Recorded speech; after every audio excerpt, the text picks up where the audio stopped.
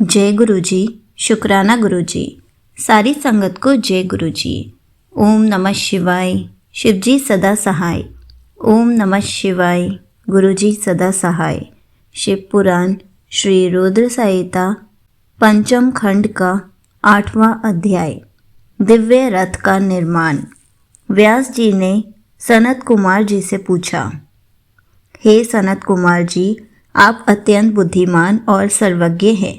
आपने मुझे अद्भुत शिव कथा सुनाने की कृपा की है। मुनि, जब भगवान शिव ने देवताओं के अभीष्ट कार्यों को पूरा करने के लिए त्रिपुर स्वामियों का वध करने हेतु विष्णु जी से दिव्य रथ का निर्माण करने के लिए कहा, तब विष्णु जी ने क्या किया? दिव्य रथ का निर्माण किसने और कैसे किया?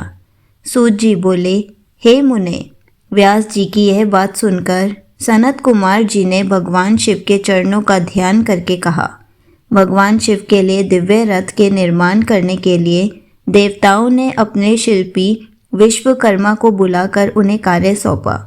तब भगवान शिव के अनुरूप ही विश्वकर्मा ने उनके लिए रथ का निर्माण किया। उस रथ के समान कोई दूसरा रथ नहीं था।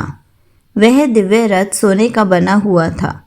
उस रथ के दाएं पहिए में सूर्य और बाएं पहिए में चंद्रमा लगे हुए थे। सूर्य के पहिए में 12 अरे लगे हुए थे, जो कि 12 महीनों का प्रतिनिधित्व कर रहे थे।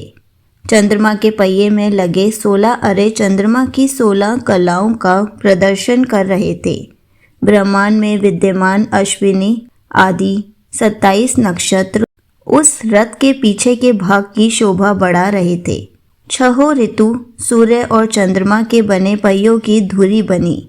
अंतरिक्ष रथ के आगे का भाग और मंदराचल पर्वत उस रथ में बैठने का स्थान बना तथा संवत्सर रथ का वेग बनकर उसे गति प्रदान करने लगा। इंद्रियां उस दिव्य रथ को चारों ओर से सुसज्जित किए थी तथा श्रद्धा रथ की चाल बनी। वेदों के अंग, रथ के आभूषण तथा पुराण, न्याय, मीमांसा तथा धर्मशास्त्र आदि रथ की शोभा बढ़ाने लगे। महान तीर्थ पुष्कर दिव्य रथ की ध्वज पताका बनकर फहराने लगा।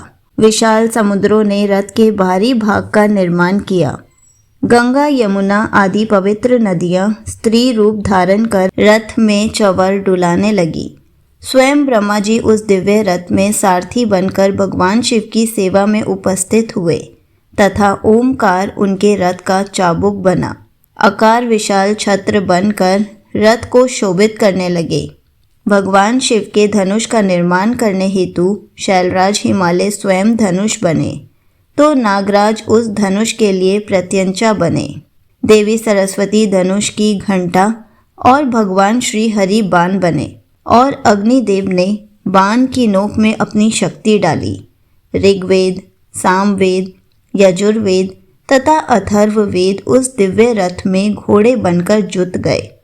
वायुदेव बाजा बजाने लगे। उस दिव्य रथ में इस ब्रह्मांड की हर वस्तु उपयोगिता बढ़ा रही थी।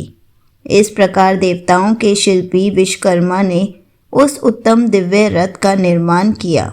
संगत जी, यहीं पर शिव पुराण श्री रुद्र संहिता पंचम खंड का 8वां अध्याय समाप्त होता है। जय गुरु जी। शुक्राना गुरु जी।